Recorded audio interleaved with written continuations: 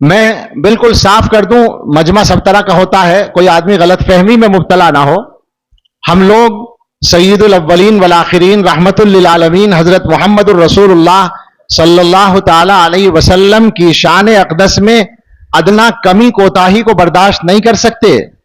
محبت میں ادنا بھی کمی ہو تو ایمان خطرے میں ہے، محبت ہے تو ایمان ہے ورنہ ایمان نہیں ہے، یہ پکی بات ہے، پہلے اس کا اعلان ہے۔ اس کے بعد میں یہ بھی کہوں گا کہ جو لوگ بڑے بڑے جلوس نکالتے ہیں اور جلسے کرتے ہیں وہ بھی محبت میں ہی کرتے ہیں، یہ بھی اقرار ہے، ہم مانتے ہیں اس بات کو۔ لیکن ہمیں یہ بتائیں، آپ سوال آپ سے یہ ہے کہ یعنی ہم یوں کہیں کہ صاحب ہم تو حضور سے محبت کرتے ہیں، بالکل صحیح ہے، محبت کرتے ہیں، اور حضور علیہ الصلاۃ والسلام کی محبت ایک مستقل عبادت ہے۔ ایک بات سوچیں، ظاہر ہے کہ یہ اتنا بڑا مجمع آیا ہے تو کوئی بات پہنچنی چاہیے، سمجھیں بات کو۔ یہ ربیع الاول کا مہینہ ہے اور آج 11 ربیع الاول ہے، کل 12 ہے۔ بہت سارے شہروں میں جہاں مسلمانوں کی اچھی آبادی ہے، ڈیکوریشن کے مناظر آپ دیکھ رہے ہوں گے۔ میں ہندوستان کے مختلف علاقوں میں ان زمانوں میں گیا ہوں تو طرح طرح سے سڑکوں کو سجا دیا جاتا ہے، گیٹ بنا دیے جاتے ہیں اور بڑے بڑے جلوس نکلتے ہیں 12 میں اور 11 میں۔ بریلی میں تو 11 میں نکلتا ہے، آج نکل رہا ہوگا۔ بڑے بڑے جلوس نکلتے ہیں، بڑے بڑے جلسے ہوتے ہیں۔ ذرا غور کریں، میں بالکل صاف کر دوں، مجمع سب طرح کا ہوتا ہے، کوئی آدمی غلط فہمی میں مبتلا نہ ہو۔ ہم لوگ سید الاولین والآخرین رحمت للعالمین حضرت محمد الرسول اللہ صلی اللہ تعالی علیہ وسلم کی شان اقدس میں ادنا کمی کوتاہی کو برداشت نہیں کر سکتے۔ محبت میں ادنا بھی کمی ہو تو ایمان خطرے میں ہے، محبت ہے تو ایمان ہے ورنہ ایمان نہیں ہے، یہ پکی بات ہے، پہلے اس کا اعلان ہے۔ اس کے بعد میں یہ بھی کہوں گا کہ جو لوگ بڑے بڑے جلوس نکالتے ہیں اور جلسے کرتے ہیں وہ بھی محبت میں ہی کرتے ہیں، یہ بھی اقرار ہے، ہم مانتے ہیں اس بات کو۔ لیکن ہمیں یہ بتائیں، آپ سوال آپ سے یہ ہے کہ اتنے بڑے بڑے مجمع اور جلوس نکلنے کے بعد کیا مسلمانوں کے حالات میں ایک ذرہ برابر کوئی بہتری آتی ہے؟ اور بہتری دو طرح کی ہو سکتی تھی۔ دینی اعتبار سے مسلمان 12 ربیع الاول سے پہلے جیسی زندگی گزار رہے تھے کچھ بہتر ہو جاتے ہیں 12 ربیع الاول کے بعد۔ جو بے نمازی تھے ان میں سے کچھ نمازی بن جاتے ہوں، جو سنتیں چھوڑنے والے تھے وہ سنت کے پہ عمل کرنے والے بن جاتے ہوں۔ ایسا ہوتا ہے؟ نہیں ہوتا نا۔ اور کیا مسلمانوں کی دنیاوی اعتبار سے ایک رتی برابر عزت بڑھتی ہے؟ کیا ہوتا ہے آخر مجھے بتائیں؟ کچھ بھی تو نہیں ہوتا۔ جن کے نام پر ہم ساری سرگرمیاں کر رہے ہیں ان کا حال اور ان کے صحابہ کا حال تو یہ تھا کہ ایک آدمی اگر کسی علاقے میں نکل جاتا تھا تو پورے علاقے کے حالات بدل جاتے تھے، زندگیاں بدل جاتی تھیں، مزاج بدل جاتے تھے۔ اللہ کے نبی صلی اللہ تعالی علیہ وسلم کی سنتوں کا رواج ہو جاتا تھا۔ اب کیا ہوتا ہے؟ تو سمجھنے کی بات یہ ہے کہ ہمارا اس طرح کا کوئی ارادہ بھی تو نہیں ہوتا نا۔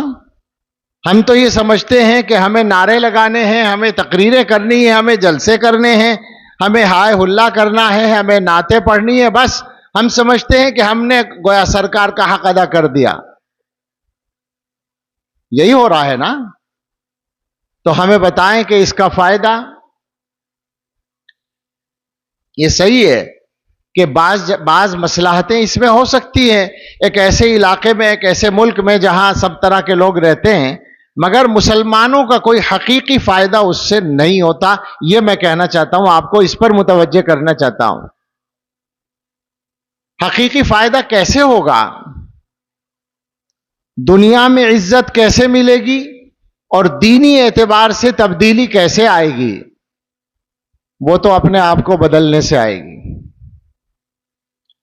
ہمارے آقا صلی اللہ تعالی علیہ وسلم نے جس طرح زندگی گزاری اور ان کے صحابہ نے ان سے سیکھ کر جس طرح زندگی گزاری، اور اس کے بعد امت کے اندر آنے والے علماء نے، مشائخ نے، اولیاء نے، فقہاء اور محدثین نے، مجتہدین نے، اللہ والوں نے، ہر دور میں سنت پر چلنے والوں نے جس طرح زندگی گزاری، اس طرح کی زندگی گزارنے پر ہمیں آنا پڑے گا۔ اس کے علاوہ کوئی راستہ نہیں ہے۔ یعنی ہم یوں کہیں کہ صاحب ہم تو حضور سے محبت کرتے ہیں، بالکل صحیح ہے، محبت کرتے ہیں، اور حضور علیہ الصلاۃ والسلام کی محبت ایک مستقل عبادت ہے، یہ پکی بات ہے، معلوم ہے یہ بات، اعلان ہے اس کا۔